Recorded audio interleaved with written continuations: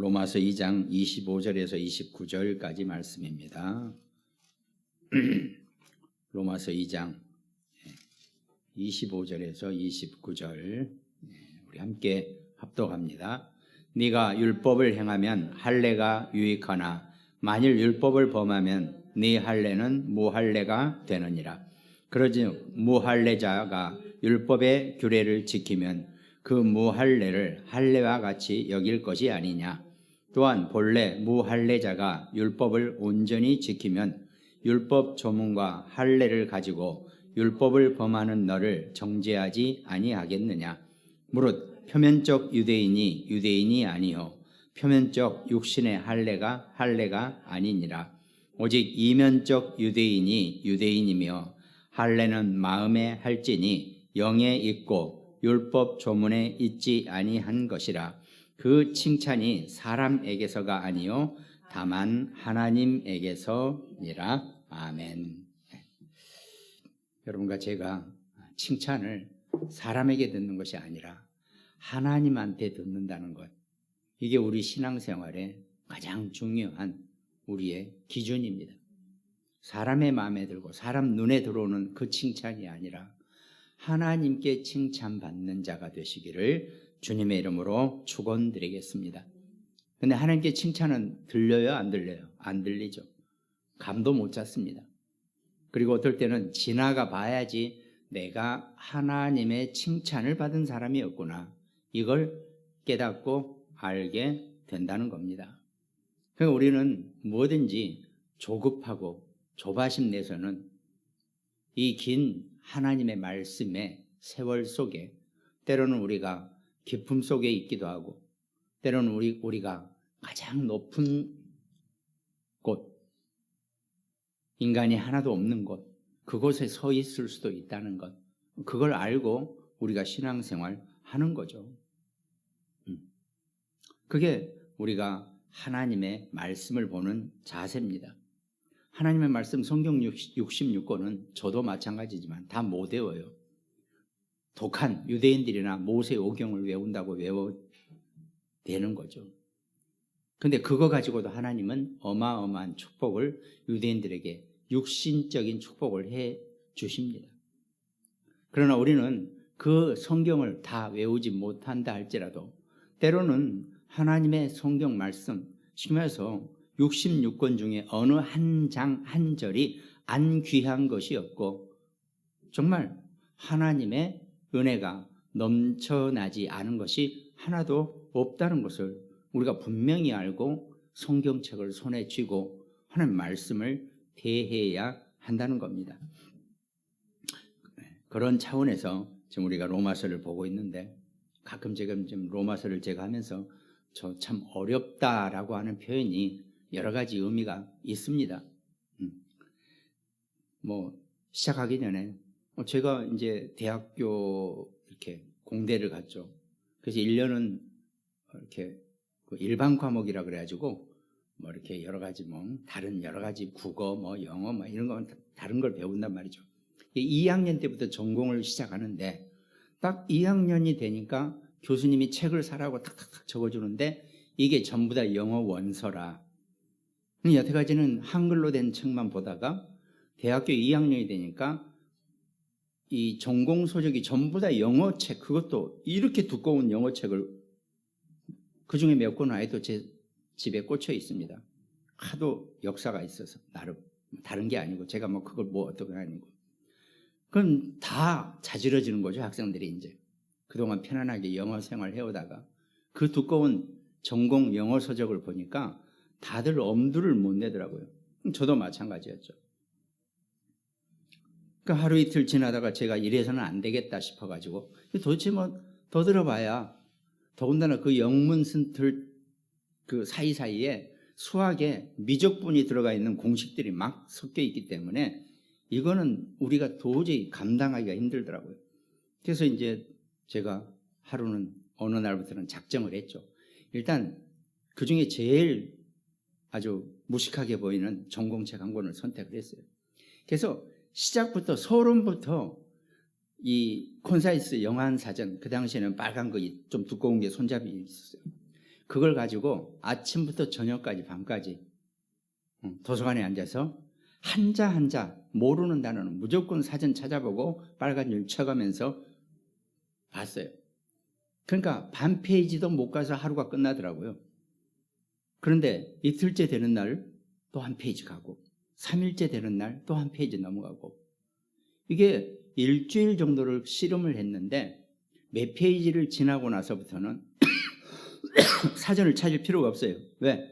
이미 앞에 다 찾아놨기 때문에. 그 다음에 이해 못하는 부분이 몇 개 없어요. 그 다음부터는 처음 몇 장 가지고 일주일을 씨름을 하다가 그 다음부터는 그냥 넘어갑니다. 눈으로. 제가 그렇게 해서 영어 원서를 독파를 했죠. 자랑하는 게 아니고 이게 시작이 이렇다란 말이죠. 근데 대부분 사람들이 이 시작을 못해죠. 미안하지만 우리 학교 동창들 그 나온 사람들 그렇게 한 사람이 나하고 2명 정도밖에 없을 겁니다. 전부 다 그게 안 됐어요. 그냥 대충 똠똠 이렇게 가면서 결국은 다 이해 못하고 영어 전공 소력이 다 끝난 그런 4년간을 보냈는데 그러니까 저는 그 이치를 저는 알거든요. 그 원리를. 그게 인생의 원리와 똑같더란 말이죠. 그 살아가는 과정입니다. 어쩌면 우리 자녀나 우리 후대 랩런트들이 절대 놓치지 말아야 될 그런 과정이라고 저는 보여주거든요. 로마서도 우리가 실제로는 이 로마서는 신약 성경 중에서 최고의 복음서라고 지금 이 학자들이 표현을 하고 있습니다. 조금 어려울 경우도 있고 제가 하는 말이 그 복음 설교가 아니고 저는 지금 강해 설교를 하는 중입니다. 어쩌면 여러분들이 신학교에 앉아 있는 것과 비슷한 그런 상황일 수도 있어요. 근데 함께 이 말씀을 같이 나누면서 이 말씀 속에서 그 하나님 주신 은혜를 함께 나눴으면 합니다. 25절 네가 율법을 행하면 할례가 유익하나. 지금 바울이 계속 율법을 행한다는 거죠. 우리는 율법을 행하는 거 가지고 구원이 아니라고 일반적으로 얘기하잖아요. 근데 지금 바울이 얘기하는 네가 율법을 행한다는 것은 율법을 순종한다는 겁니다. 그 오랜 세월 유대인들에게 메시아가 올 것이라고 구약 성경 전체를 통틀어서 메시아가 올 것이라고 하나님이 예언을 해놨는데 율법은 그거거든요. 그런데 막상 예수 그리스도가 이 땅에 오시니까 그 예수 그리스도를 알아보지 못하고 저주하고 오히려 유대인들이 그랬단 말이죠. 결국은 너희가 그렇게 율법을 행한다고 하면서 찹쌀도 하나하나씩 세가지고 11조 한다고 하고 그러더니 어떻게 메시아 가장 중요한 그 율법을 순종하는 메시아 그리스도를 몰라보느냐. 어쩌면 우리 신앙생활이 바로 이런 모습들이 아니겠느냐. 우린 다 종교생활자들이라고 우리가 막 뭐라 그러죠. 우리 주변에 있는 우리 밖에 있는 사람들. 근데 우리가 잘 생각해 봐야 됩니다. 우리도 종교생활자가 아닌지 봐야 됩니다. 율법을 순종하는 그런 모습을 바울은 지금 유대인들에게 종교인들에게 얘기하고 있는 거죠. 네가 율법을 행하면 할례가 유익하나. 자, 여기서 할례라는 또 단어가 나왔어요. 이렇게 남자든 이 할례 제도가 있었죠. 낳은 지 8일 만에 이렇게 돼 있습니다. 예, 그때 그 생리학적으로 가장 고통을 안 느끼는 시간표라 그러네요. 8주인가 8일인가 아무튼 좋습니다. 그래서 그 할례를 이제 유대인들이 두 가지를 가지고 자랑을 하는 거죠. 첫째는 율법을 우리가 받아서 우리가 율법을 지키는 자리다. 하나님 우리에게만 그 율법을 주셨다. 이러면서 자랑을 하고 있는 거죠. 그러면서 또 하나 자랑하는 것이 할례 받은 자라는 겁니다. 이게 모든 유대인들은 다 그 할례를 받은 사람들이라는 거죠. 이게 그 할례는 육신적인 거예요. 원래 할례라는 의미는 피를 의미하기 때문에 십자가의 그리스도의 그림자라고도 표현합니다. 그러니까 할례는 사실은 육신의 할례가 아니라 십자가의 그리스도를 받아들이는 것이 할례의 어쩌면 하나님의 영적인 의미가 되거든요. 할례를 하라는 의미가 그 십자가의 피를 너희가 잊지 말라 그래서 이 유대인들에게 할례를 시키는 겁니다. 결국은 전부 다 율법이든 할례든 전부 다 예수 그리스도를 가르치고 있는 거거든요. 그런데 어떻습니까? 그 두 가지를 가지고 유대인들이 지금 율법을 우리에게만 줬다 자랑하고 우리가 할례 받은 자들이다 이런 식으로 자랑만 하고 하나님을 그리스도를 순종하지 못한 것에 대해서 바울이 지금 표현을 하고 있다는 겁니다. 그러니까 엄청 뭐라 그러죠? 무할례자들이라고. 만일 율법을 범하면 네 할례는 그러니까 이제 네가 율법을 행하면 할례가 유익하다. 그리스도를 순종하는 자면 그 할례마저도 유익한데 네가 율법을 범한다는 얘기는 이건 100% 십자가의 그리스도를 인정하지 않고 그리스도를 받아들이지 못하는 걸 의미하는 거거든요. 그럼 네가 받은 육신의 할례는 아무런 의미가 없다. 이 얘기를 지금 하는 거거든요. 근데 네가 자랑하는 것은 아무것도 없다라고 바울은 지금 유대인들에게 표현하고 있다는 겁니다. 곧 순종하지 않는 율법은 의미가 없다는 거죠. 율법을 행하는 것에만 중심을 두고 그 율법이 가르치고 있는 예수 그리스도 오실 메시아를 정작 유대인들은 어떻게 받아들이지 못한 것. 그게 지금 이 바울이 유대인들에게 하는 얘기입니다. 그러니까 이제 저도 막 지금 로마서를 하면서 여러 가지 다른 관련 서적이나 또 학자들의 얘기나 또 이 로마서를 주해한 사람들이 얘기를 들어보니까 그 당시 이 로마 교회가 제가 이렇게 그 예측을 하고 말씀드린 것처럼 그 로마 교회에 유대인들과 이방인들이 거의 섞여 있다고 그러더라고요. 그러다 보니까 유대인들도 이방인들의 그런 습성과 습관 속에 파묻히고 이방인들도 그 유대인들의 그런 어떤 율법주의적인 것과 이런 것에 같이 흉내를 내가면서 뭔가 아주 복음이 온전하지 못한 상태로 우리가 소위 얘기하는 표현하기 좀 그렇지만 완전히 짬뽕이 되어 있는 그런 이상한 모습을 가지고 있다는 겁니다. 그러면서 실제로 지금 바울이 지금 이 고린도에서 이 글을 쓸 즈음에는 실제로 로마에 기독교가 꽤 많이 퍼져 있었다라는 거죠. 여전히 많은 기독교인들을 열 황제가 핍박하고 죽였다는 얘기는 열 황제 동안에 역사 속에서 기독교인들을 붙잡아다가 이 사자밥을 만들게 했다는 것은 그만큼 기독교인이 많았다는 것을 의미하기도 합니다. 그럼 그 사람들이 다 그 로마 교회 소속이라는 거죠. 물론 역사에서는 다른 표현도 합니다. 기독교인들을 그렇게 죽인 게 아니라 기독교인들이 얼마나 된다고 그렇게 죽였겠냐. 도적질이나 남에게 사기를 치거나 그런 사람들도 붙잡아서 범법자들 한꺼번에 그런 이제 그 콜로세움이나 이런 데서 원형 경기장에서 죽였다. 이런 역사도 있습니다. 이게 기독교인만 다 죽었다. 이 표현은 실제로 정말 정작 로마인들, 이탈리 사람들은 아주 싫어하는 표현이 된다라고 그런 얘기가 있더라고요. 또 그 사람들도 그런 얘기를 하고.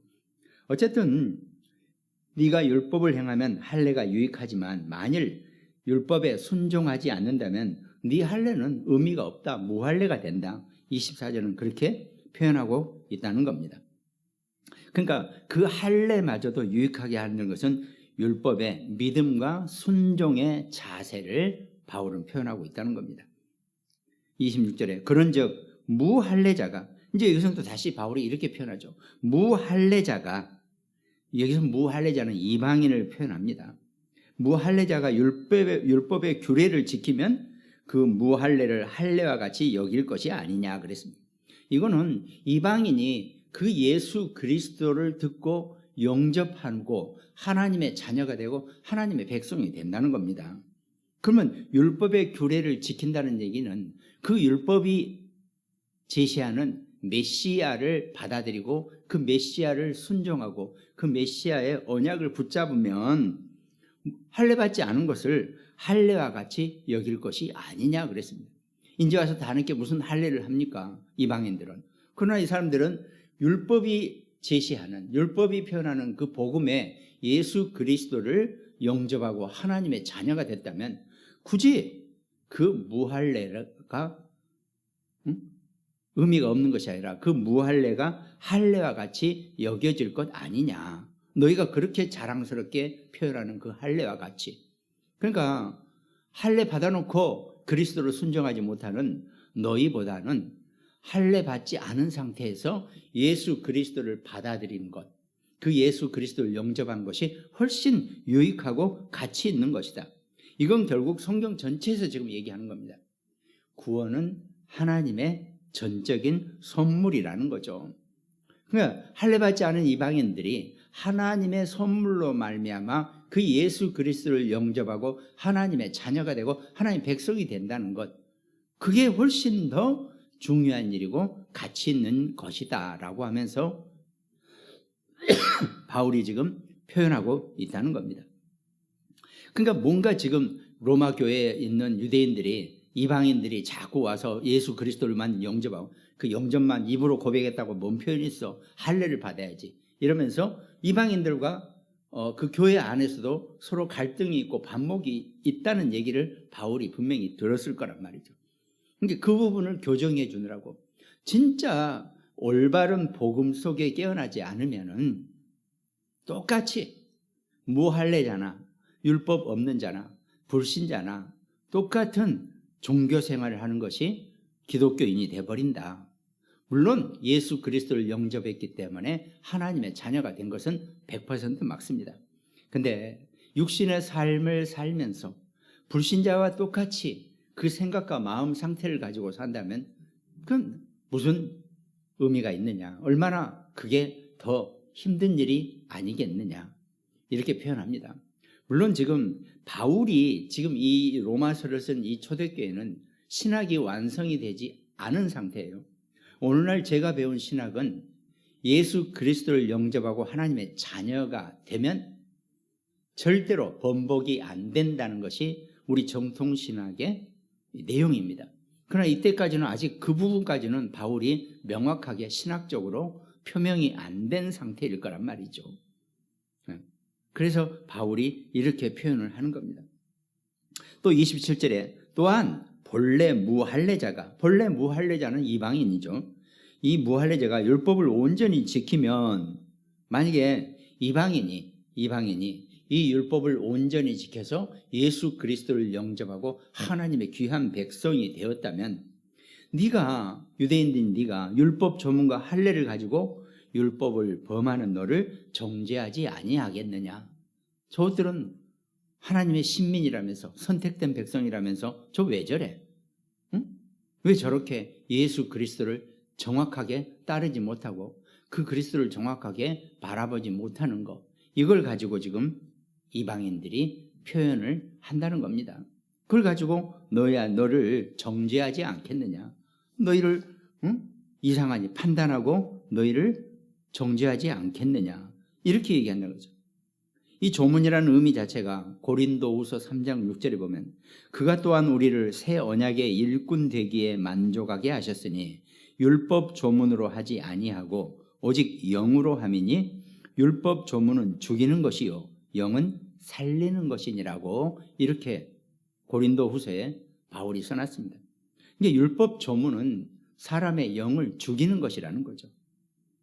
그래서 살리는 것은 영이니라고, 오직 영으로, 하나님의 성령으로 하나님의 말씀을 따르고 그 예수 그리스도를 받아들이고 순종하는 건, 그 얘기를 지금 바울은 얘기하고 있다는 겁니다.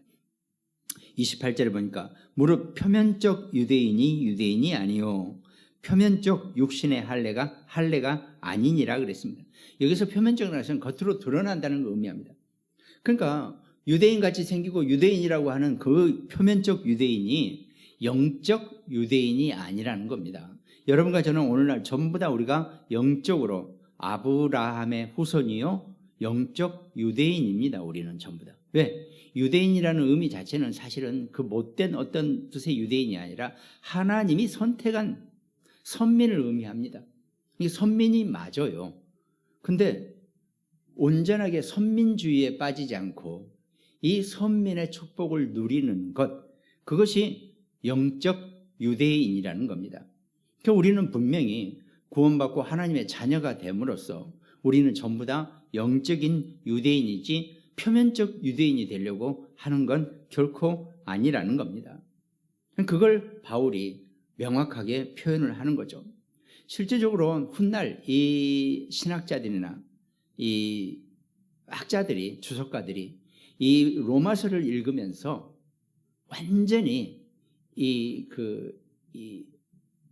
신학적인 부분과 실천 신학적인 부분, 학문적인 신학과 현장에서 실천 신학과의 많은 것을 여기서 찾아낼 수 있고 많은 해답을 얻을 수 있는 것이 이 로마서라 그랬습니다. 그러니까 솔직히 제가 지금 저도 이게 로마서를 지금 이제 시작하면서 나름대로 이리저리 연구하면서 제가 여러분들한테 이렇게 서로 설교를 하지만 저는 솔직히 그만큼 되지를 못해요. 이게 나올 수가 없습니다, 아직은. 그러나 우리가 분명한 것은 그럼 다 때려치고 예수 그리스도 복음 아니냐? 틀린 얘기 아니죠. 맞죠? 그러나 어떨 때는 그 안에 성경에서 말씀하고 계시는 그 정확한 의미의 복음의 내면적인 그 안에 쌓여져 있는 것, 이것도 때로는 우리가 볼 줄 아는 그런 지혜 있는 신앙인이 우리가 분명히 되어져야 한다는 겁니다. 그래서 제가 요한복음을 하고 로마서를 하는 이유는 그겁니다. 우리가 때로는 성경 말씀 한 구절 가지고도 하나님이 우리에게 주시는 그 성령의 은혜와 역사를 한 단어만 가지고도 풀로 받을 수 있는 그런 영적인 옥토밭이, 영적인 넓음이 우리에게 분명히 필요하다는 겁니다. 그걸 우리가 같이 한번 도전해 보자는 겁니다.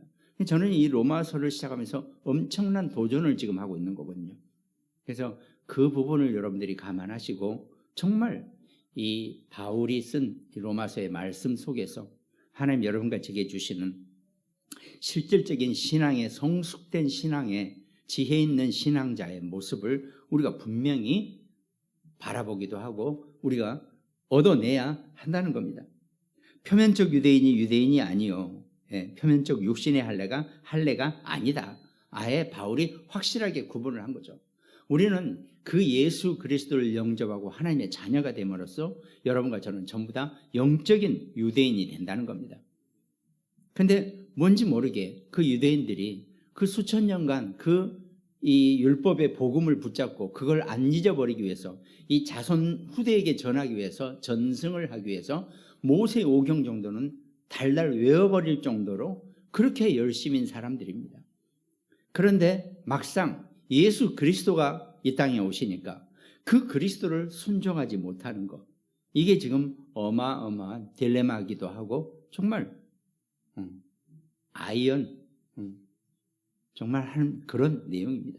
하여튼 그거를 바울이 안타까워서, 바울은 나중에 보면은 나도 유대인이다. 내가 유대인을 까는 것이 아니고 안타까워서 기독교 종교 생활하는 이 기독교인의 모습에 안타까워서 바울이 지금 표현을 하고 있는 겁니다. 그래서 29절에 오직 이면적 유대인이 유대인이며 그랬습니다. 우리가 신앙생활하고 우리가 정말 하나님의 자녀고 백성이라면 우리는 표면적 하나님의 백성이 아니라 이면적이라는 것은 내적인 거죠. 내부적이고 내적인 기독교인으로서, 신앙인으로서, 하나님의 자녀로서 우리가 살아가는 것, 그게 이면적 유대인이 유대인이며 할례는 마음에 할지니, 그러니까 너희가 육신에, 할례는 마음에 할지니라는 건, 할례는 아까 제가 말씀드린 것처럼 피를 의미하고 그 피는 곧 십자가의 그리스도를 의미합니다. 그 그리스도가 우리 마음에 계시게 하는 것, 이걸 의미하는 거예요. 영에 있고 율법 조문에 있지 아니한 것이니라. 오직 성령의 은혜를 따라서 우리가 신앙생활을 하고 우리의 모든 판단과 기준이 거기에 있어야 할 것이니라. 율법 조문에, 이건 진짜 율법주의죠. 율법주의로, 조그마한 율법주의가 어마어마한 복음을 훼손하고 복음을 막는 그런 큰 구멍이 될 수 있고 이렇게 된다는 거죠. 영에 있고 율법 조문에 있지 아니한 것이라. 그러면서 그 칭찬이 사람에게서가 아니요 다만 하나님에게서니라 그랬습니다. 칭찬은 아까 시작할 때 말씀드린 것처럼 여러분과 제가 사람한테 칭찬받는 그런 기독교인이 아니라 하나님한테 칭찬받는 기독교인이 되는 것. 그러면 우리는 많은 것을 생각하고 내가 뭘 많이 했다, 잘했다, 이게 문제가 아니라는 것. 내가 진정으로 하나님께 칭찬을 받는 자인가? 이건 본인만이 알게 되는 거죠. 내가 하나님 앞에 헌신하고, 내가 하나님 앞에 봉사하고, 내가 하나님 앞에 내 마음을 드리는 것. 그게 하나님이 내게 주시는 칭찬에, 나만 아는 칭찬의 내용이 분명히 될 것입니다. 그러니까 바울이 고린도전서 4장 5절에 그러므로 때가 이르기 전 곧 주께서 오시기까지 아무것도 판단하지 말라. 그가 어둠에 감추인 것들을 드러내고 마음의 뜻을 나타내시리니 그때 각 사람에게 하나님으로부터 칭찬이 있으리라 그랬습니다. 그러니까 유대인들은 툭하면 외식하고 밖에서 밥 먹는 게 아니라 드러내고 자기들의 어떤 구제와 자기네들의 어떤 열심, 봉사, 희생을 자꾸 드러내려고 하는 것. 오죽하면 예수님이 왼손이 하는 것을 오른손이 모르게 하라 할 정도로 이 바리새인들한테 표현을 한단 말이죠. 때가 되면은 어둠에 감추인 것들을 드러내고 마음의 뜻을 나타내시리니 그때 각 사람에게부터 하나님의 칭찬이 있으리라는 겁니다. 칭찬은 사람에게 아니고 하나님. 이 칭찬이라는 의미가 바울은 분명히 마지막 때에 재림 때에 각 사람에게 그리스도의 은혜와 그리스도의 힘을 분명히 의미한다라고 해도 틀리지 않을 거겠죠. 그러면서 베드로전서 3장 4절 베드로가 또 표현 오직 마음에 숨은 사람을 온유하고 안정한 심령에 썩지 아니할 것으로 하라. 이는 하나님 앞에 값진 것이니라 그랬습니다. 여러분과 제가 우리가 신앙생활을 하면서 우리가 많은 것을 하나님 앞에 고백하고 드리기도 할 수 있겠죠. 그러나 그것이 하나님 앞에 값진 것으로 하려면 썩지 아니할 것으로 하나님 앞에 드리는 것. 이게 가장 중요한 신앙생활의 시작이 될 수 있겠죠. 근데 성경 안에 보면은 지금 이 로마서까지가 나오기까지는 구약 성경에 어마어마한 구약 성경의 역사가 있습니다. 그 구약 성경을 우리가 다 모르죠. 구약 성경의 이스라엘의 역사 속에서 보면 때로는 하나님께 대적하고 하나님을 반대하고 하나님을 정말 욕하다시피 하는 그런 태도의 이스라엘 사람들이 많이 있었죠. 또 때로는 하나님의 신성한 것들을 도적질하고 훔치기도 하고 땅에 파묻기도 하고 별짓을 다 했어요.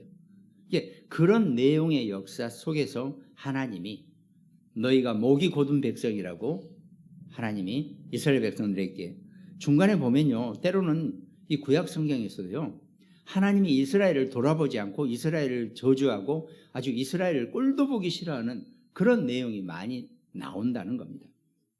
그만큼 어쩌면 그것도 하나님이 선택한 이 선민으로서의 어떤 여러 가지 시련이고 시험일 수도 있겠죠. 그게 어쩌면 여러분과 저의 우리의 신앙생활, 우리의 모습이라면 우리가 그 안에서 어떻게 하나님이 우리에게 향하신 칭찬을 받고 살 수 있는가? 그게 우리 신앙생활의 미래의 모습이 될 것이고 우리는 더군다나 우리의 신앙생활의 모습을 가지고 우리 후대에게 남겨놓는 겁니다. 우리 아이들이 자라면서 우리 부모님이 어떤 신앙생활을 하셨구나, 어떻게 하나님의 말씀 속에 살아가셨구나, 이걸 보여주고 볼 수 있게 하는 것, 그게 우리가 신앙생활하는 이유가 될 수 있겠죠. 뭘 크고 어마어마한 걸 남겨놓자는 게 아니고 자그맣지만 우리 부모들이 어떤 신앙생활을 하다 갔는가를 정말 보여줄 수 있는, 보여준다는 것이 또 눈에 보이는 게 아닙니다. 아이들에게 마음으로 증거되고 전달되어야 되는 거겠죠. 그게 우리가 렘넌트 운동을 하는 의미고 앞으로 금토일 시대를 해내자고 하는 것이 그런 의미가 있습니다. 금토일 3일 동안 이제 휴일이 될 텐데 이 아이들을 방치하지 말고 정말 이 아이들에게 온전하게 이 기독교 문화가 재미있고 기독교 문화가 너무 좋게 만들어주는 것, 그게 금토일 시대의 의미가 될 것입니다. 그 안에서 여러분과 제가 오늘 바울이 표현한 것처럼 우리는 이면적 유대인이고 영적인 유대인이라는 것, 성령의 은혜 안에 사는 자들이라는 것, 이 힘을 가지고 살 수 있는 귀한 우리 모두가 되시기를 주님의 이름으로 축원드리겠습니다. 하나님 감사드립니다. 우리를 부르시고 우리가 표면적인 것에 묶이지 않고 이면적이고 내부적이고 내적인 그 영적 유대인의 삶을 살 수 있도록 하나님 축복하시고 인도하여 주시옵소서.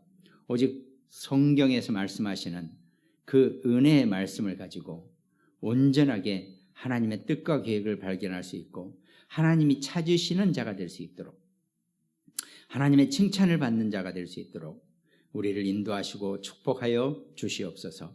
감사를 드리옵고 우리를 구원하신 예수 그리스도 이름으로 기도드립니다. 아멘.